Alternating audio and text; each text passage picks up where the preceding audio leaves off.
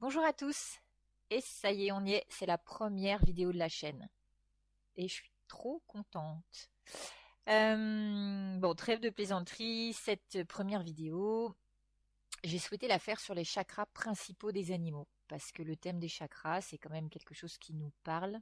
Je pense que la plupart d'entre nous, on est sensibilisés à qu'est-ce qu'un chakra, où se trouvent les chakras en ce qui nous concerne, quels sont les rééquilibrages qu'on peut effectuer.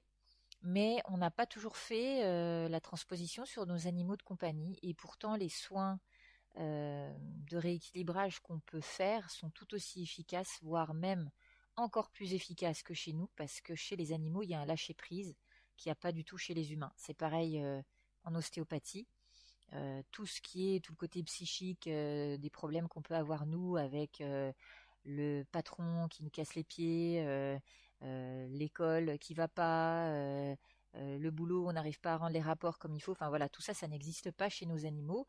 Alors évidemment, ils ont leurs soucis à eux, mais pas ceux-là, et ça donne donc un lâcher prise super super important qui quand même augmente l'efficacité des choses qu'on peut faire. Donc bah, la première chose à savoir, c'est qu'est-ce qu'un chakra. Donc je ne sais pas si vous savez, mais le mot chakra vient du sanskrit. Il signifie en fait roue ou disque. Alors les chakras, bah, c'est un petit élément qui fait le lien entre le corps et l'esprit.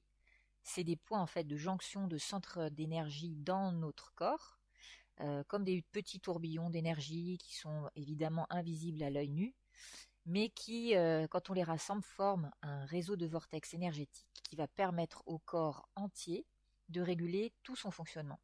Donc aussi bien par contre du point de vue du plan physique que sur le plan émotionnel.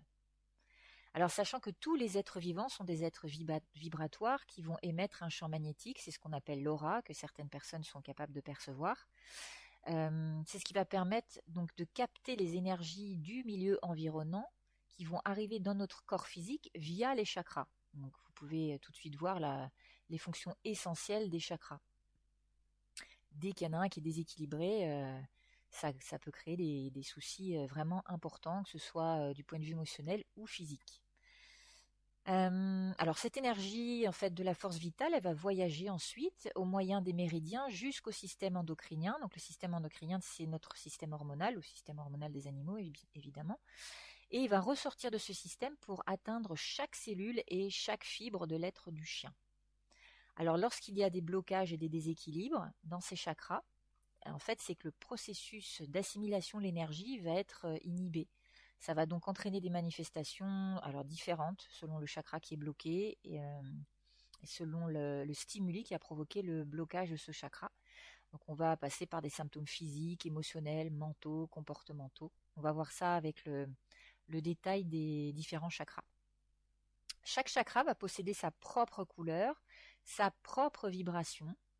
Je pense que je ferai aussi une vidéo dans pas très longtemps sur la chromothérapie. Donc chaque chakra va posséder aussi une fonction spécifique et va être relié à plusieurs endroits du corps, à un sens, à une émotion. Alors on va parler, donc pour rester dans la théorie, on dit qu'un chakra est ouvert quand celui-ci va bien fonctionner, qu'il est aligné, équilibré. Et à l'inverse, on va parler d'un chakra fermé quand il ne va pas fonctionner correctement. C'est-à-dire que soit il va être sous-actif, soit il va être suractif. Et évidemment, vous n'allez pas avoir les mêmes symptômes selon qu'il est sous ou suractif. Donc en fait, nous, on a 7 chakras en commun avec nos animaux de compagnie, qui en possèdent donc 2 supplémentaires parmi les principaux, hein, parce qu'on n'a pas que 7 chakras en ce qui nous concerne. Donc le chakra brachial et le chakra des sens. Donc ils vont avoir 9 chakras principaux, 6 chakras secondaires, on appelle aussi parfois les chakras bourgeons, et 21 chakras mineurs. Si vous avez aimé cette vidéo, n'hésitez pas à vous abonner, à liker, à commenter bien évidemment, et surtout à la partager afin qu'elle puisse être découverte par un grand nombre de personnes et surtout faire vivre la chaîne. Je vous remercie beaucoup pour l'avoir regardée et je vous dis à très bientôt.